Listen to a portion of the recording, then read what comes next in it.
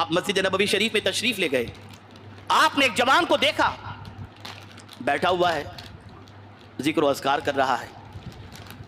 آپ نے اس نوجوان سے پوچھا تو کوئی کام نہیں کر رہا ہے، کیوں ادھر بیٹھا ہوا ہے؟ کہا بس اللہ اللہ کر رہا ہوں. کیا کوئی کاروبار یا کوئی کام کاج وغیرہ نہیں ہے؟ تو جوان نے جواب میں کہا اللہ نے مجھے اتنا نوازا ہے کہ مجھے محنت کرنے کی ضرورت ہی نہیں. فاروق اعظم رضی اللہ تعالیٰ عنہ نے اسے اٹھایا اور فرمایا تیری ضرورت تیری کمائی سے پوری ہو جاتی ہے، بیٹھی انکم تیری اتنی ہے کہ جس سے تیری ضرورت پوری ہو جاتی ہے، لیکن ایک جوان کا اس طرح سے مسجد میں بیٹھنا مناسب نہیں. جا کما اور تیری کمائی سے دوسروں کو فائدہ پہنچا. یہ بھی ایک کام ہے. آپ کیپیبل ہو، خاندان کھانے کی طاقت رکھتا ہے، لیکن کوئی جوان علم کی طرف، سوشل ایکٹیویٹیز کی طرف، دوسروں کی مدد کی طرف، اور اسی کے ساتھ ساتھ دوسروں کو فائدہ پہنچانے سے غفلت کا شکار نہ ہو. آئیے رسول اعظم صلی اللہ علیہ وسلم کی حدیث سماعت فرمائیں. ہم نے سمجھا ہے نماز ہی فرض ہے، ہم نے سمجھا ہے روزہ ہی فرض ہے، ہم نے سمجھا ہے حج ہی فرض ہے، ہم نے سمجھا ہے زکوٰۃ ہی فرض ہے، لیکن قربان جائیے رسول اعظم کے انتخاب پر آقا کریم صلی اللہ علیہ وسلم ارشاد فرماتے ہیں طلب الحلال فریضۃ بعد الفریضہ. اللہ کے رسول صلی اللہ علیہ وسلم فرماتے ہیں حلال روزی حاصل کرنا فرض کے بعد ایک خاص فرض ہے. یہ فرض ہے حلال روزی حاصل کرنا. تو جب بھی کمانے کے لیے نکلو حلال روزی کمانے کے لیے نکلو، حرام کی طرف کبھی توجہ مت دینا.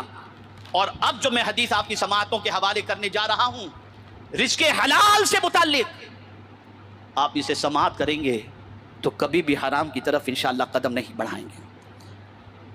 حضرت ابو ایوب انصاری رضی اللہ تعالیٰ عنہ سے مروی ہے کہ حضور صلی اللہ علیہ وسلم نے ارشاد فرمایا جو مال و دولت حلال طریقے سے اس لیے کمائے، ریزن بھی بتایا حضور نے، کمانے کا ریزن بھی حضور نے بتایا، جو مال و دولت حلال طریقے سے اس لیے کمائے کہ بھیک مانگنے سے بچے، اور اس لیے کمائے کہ اپنے اہل و عیال کو خوش رکھے اور اپنے پڑوسی پر مہربانی کرے، وہ اللہ تعالیٰ سے اس حال میں ملاقات کرے گا کہ اس کا چہرہ 14ویں کے چاند کی طرح چمکتا ہوگا.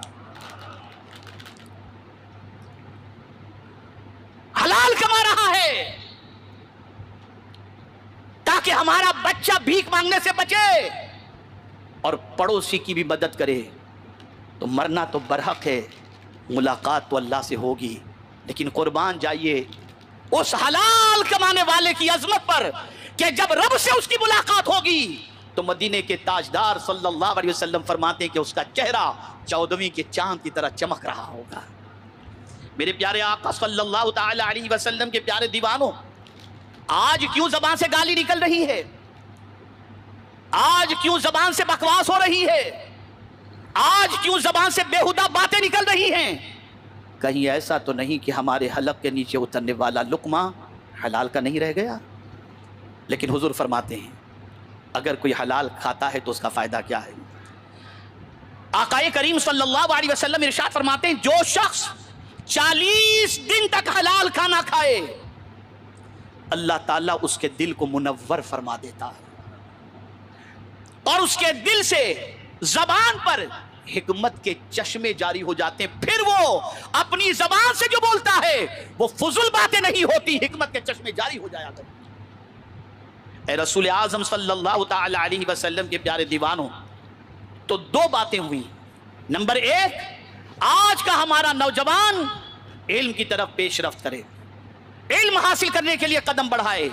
دوسرا میرا پیغام یہ ہے کہ حلال روزی کی طرف قدم بڑھائے، اور یہ بات سن لے کہ اللہ عز و جل رزق کا ذمہ لیا ہے. یہی وجہ ہے کہ جب یہ آیے کریمہ سنائی گئی صحابہ کرام کو کہ نماز جمعہ ادا کر کے اللہ کی زمین پر پھیل جاؤ اور فضل تلاش کرو، تو ایک صحابی جمعہ کی نماز پڑھ کر کے مسجد سے نکلتے اور کہتے مولا، مسجد کے دروازے پر کھڑے ہو کر کہتے مولا تو نے کہا نماز پڑھ کر کے زمین پر پھیل جاؤ اور فضل تلاش کرو، میں نماز پڑھ چکا، اب زمین پر نکل رہا ہوں تیرا فضل تلاش کرنے.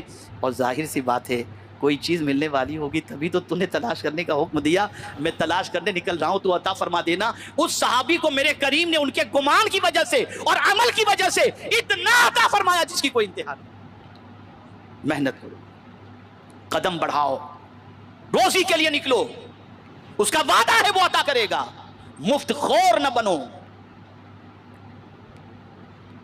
تیسری چیز, وقت کی قدر کرو. میں اپنے یوز سے پوچھنا چاہتا ہوں, ابھی تک کی زندگی کے حوالے سے نہیں, ایک دن کے حوالے سے ٹھنڈے دماغ سے رات کو سو کر سوچنا آج کا دن کس کام میں آپ نے خرچ کیا, کتنا وقت صحیح طور پر استعمال ہوا اور کتنا وقت آپ نے ضائع کیا. تو مجھے کہنے کی ضرورت نہیں, آپ کا ضمیر خود آپ کو ملامت کرتا ہوا نظر آئے گا. اب وقت کتنا قیمتی ہے, وقت کی کتنی قدر کرنی چاہیے, اسے بھی سماعت فرما لیں. جتنی بھی نمازیں اللہ نے فرض فرمائیں اس کے بارے میں فرمایا ان الصلاۃ کانت علی المؤمنین کتابا موقوتا. وقت کے ساتھ 6:50 پر اگر طلوع ہے اور آپ 6:51 پر اگر فجر کی نماز ادا کرتے ہیں تو وہ ادا نہیں ہوگی, وہ قضا ہی ہوگی. اگر آپ نے لاکھوں روپیہ خرچ کیا اور وقوف عرفہ کا جو وقت ہے وہ بھی وقت ہے نا. آپ سوچیں گے میں 11 کو جا کر 9 کو بہت بھیڑ رہتی ہے, میں جاؤں گا 11 کو جا کر کے آرام سے پورا دن وہاں رہوں گا تاکہ بھیڑ سے بچ جاؤں. آپ کا حج نہیں ہوگا.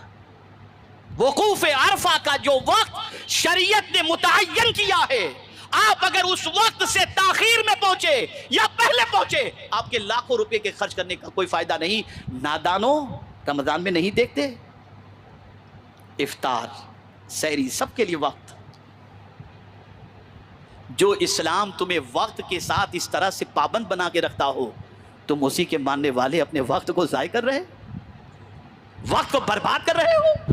ویڈیو کو اس لیے کمنٹ میں ضرور بتائیں اور ویڈیو کو لائک اور شیئر کریں اور ہمارے چینل کو سبسکرائب کریں.